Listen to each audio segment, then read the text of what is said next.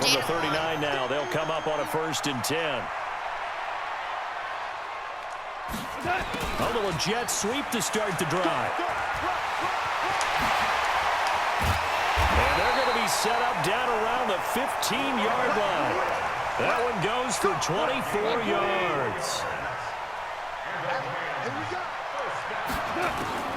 On 1st and 10, Goff. He's going to dump it off to Gurley. No gain on the play there. It'll be 2nd down. They tried to swing it out left into the flat, but the defense, they were very principled there. It felt very West Coast offense, didn't it? You know their expression, right? On the West Coast offense, when they throw the ball, it's either going to be a touchdown or a check down, meaning they like to press it downfield. If they don't have it, swing it out, which is exactly what we saw there. But how about the great pursuit and tackle to make a nice play? A field goal could get them the lead, but it might not be enough here as they come up on 1st and goal. This is caught. He'll get only 2 there, and it's 2nd and goal. Everyone's got to be able to catch the football. Doesn't matter what position you play, but if you're on offense, be aware a ball may come your way. That's a jet sweep, the football to Woods. And he is into the end zone. Touchdown, Los Angeles. Taking it in from 2 yards out. And they're able to break the tie and move out in front here in this 4th quarter. A shotgun snap for Goff. And look at this. They get the turnover they needed. It's intercepted. Picked off with great anticipation. It's interesting that when it comes to 2-point conversions, even heavy run teams tend to throw the ball in these situations. In this case, this one was intercepted. Yeah, they weren't fooled. They were ready for the pass, picked it off. It's 8 minutes. And this one travels out of bounds, so unsuccessful there on the onside kick try. And that drives coaches insane, doesn't it? When they see that happen, it just doesn't feel right, does it? Plus, you're giving up yardage. Here's Freeman.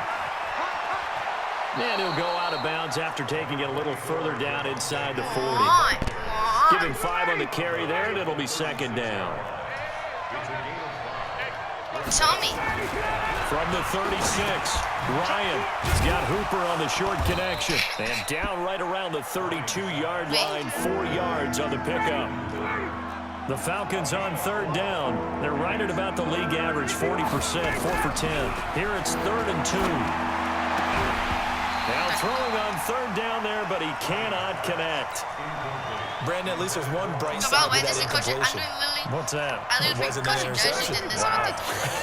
You're a nice guy. That was kind of savage. But correct. No pick, just incomplete that time. And he's got his tight end. That's Smith. And he gets the 1st down here as he's taken down at the 24. Give them credit. They knew what they wanted to dial up on 4th. They executed it for 9 yards, and the offense stays out there.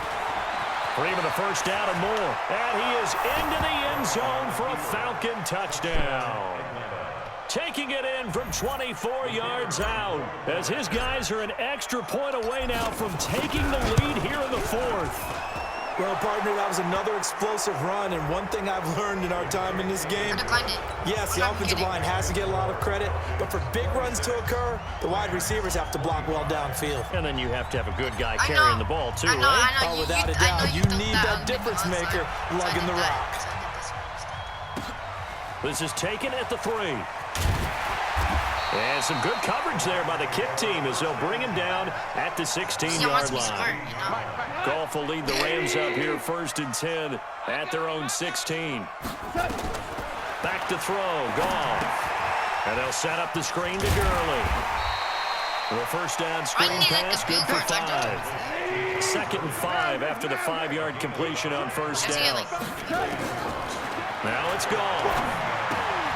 He'll get this one to Cup, complete. Like this.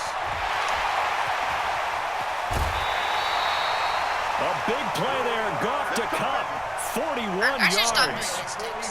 That could very well be a defining play in this game. A touchdown, right now. That gives them the lead, and they took a major step towards getting there with that big play right there. That'll be caught by Cup. Still doing it. And he doesn't quite make it, taking it within an eyelash. Dropped at the 1. That one good for 37 yards. 2 big plays in succession. Not sure this D knows what hit him, but now they got to get ready. It's 1st and goal. And he is not going to get through here on try number 1. They stop him at the goal line. Call it no gain, and it's going to be 2nd and goal. Another shot from the 1 on 2nd and goal. They'll stick to the ground game with Gurley. And he is going to lose yardage here. It'll go as a loss of a yard, and it'll set up 3rd down. A lot of tired bodies on that field, but this is a big play, 3rd and goal. Here's Goff.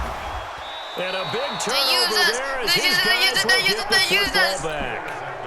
Well, I don't think we'll have to look very hard to find our play of the game. That was an absolutely monstrous big play right there. Backs to the wall. The offense has it in the red zone, driving for the winning score, and he says, not on my watch. And that is one happy bunch on the sidelines. 15 yards, 1st down, Atlanta. So that last play gives him a little more space now. Here's 1st and 10 at the 16-yard line. And he's going to lose yardage here back to the 14-yard line. That's going to go as a loss of 2, and it'll be 2nd down. Clock continuing to run. They'll probably wind this hold away before snapping it on 2nd down.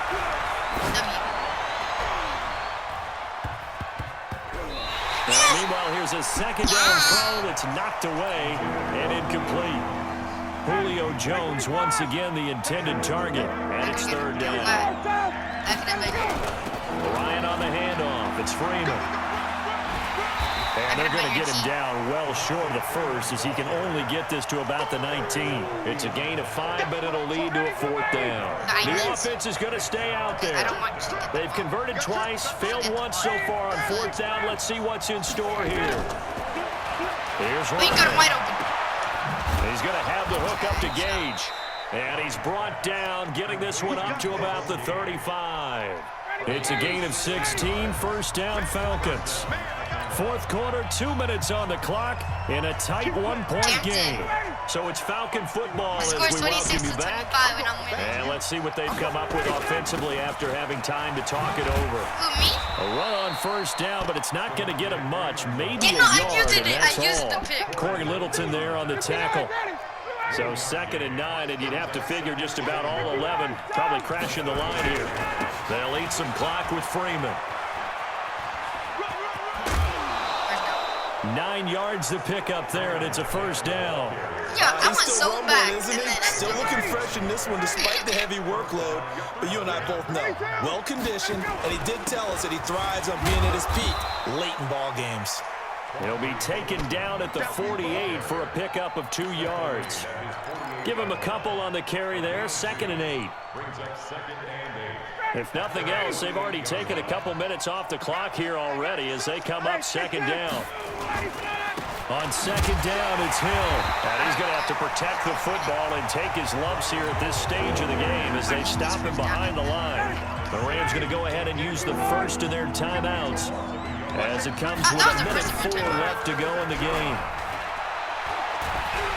And he can't get a throw away. He's taken down. Now the Rams will signal for a timeout, their 2nd, as they get it with under a minute to go now in the football game. They'll try and throw for him with Ryan. And no, it's incomplete. Dan Quinn's guys unable to come through there on 4th down. And the Rams get the football in outstanding field position. Line of scrimmage, the 37 on 1st and 10. Here's Gurley now out of the gun. And running room scarce here. He's going to be stopped in his tracks at the line of scrimmage. Now it's gone.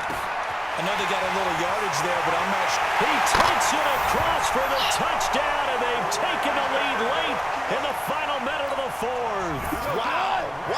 Now Goff will lead the Rams up to go for 2. Wow. I know it's a never-say-never situation, but to me, that looks like that's the one that's going to finish them off. The score that puts them in front here late, but not. You got to rally your kick team, don't you, and say the last thing we need is a big return. And what happens is guys get overeager, get out of their lane because they're so excited they want to make the last tackle. You mess up, could come back at you a long way. Well, fourth quarter, they felt like they needed the football back. Unfortunately, they couldn't get it. And I know we brought analytics into the game, and someone has said here that the data says that when a team's expecting an onside kick, 80% of the time, the team expecting it, they do actually recover the ball, which is what we saw here. I just wonder if that number is much more of a anecdotal type of a number. Kind of like when the coaches tell us, well, when you score on special teams, 93% of the time you win the game. I'm still waiting to see that number is empirical. He's back to throw. And this will be incomplete. Physical play on the football there, and it's second down. Now the Falcons going to use one of their timeouts as the clock will stop with 21 seconds to go in the football game. Now Ryan. To the goal line, but it's incomplete. The Falcons going to use the second of their timeouts. Big play coming up. Here's 3rd and 10. I would expect to see some pressure here. The pressure drops off as they'll look to throw. And he's got it. And they corral him just a couple yards shy of the end zone. Falcons going to use their 3rd and final timeout as they'll stop it with 11 seconds remaining in the ball game. Back to throw. And the Rams got it. They bring him down. And now with 6 seconds remaining, they're going to burn their final timeout. So first down went in the wrong direction. They're at the 13-yard line. Here's 2nd and goal. They look to throw. And this ball is caught. It's a touchdown. And now in the final seconds, they're a PAT away from likely getting this thing to overtime. Yes, sir, that touchdown puts them in striking distance. And let me tell you something, forget being conservative here.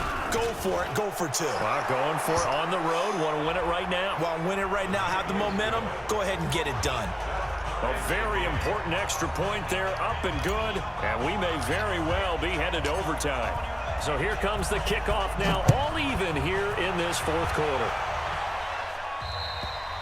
And they will not get a chance to return this one as it's through the end zone for a touchback. Yeah, but we both got chances. Mike 20. Mike is 59. Mike the 59. I can't. They go play action with Gurley. Now Goff. Nowhere to escape, and he goes down.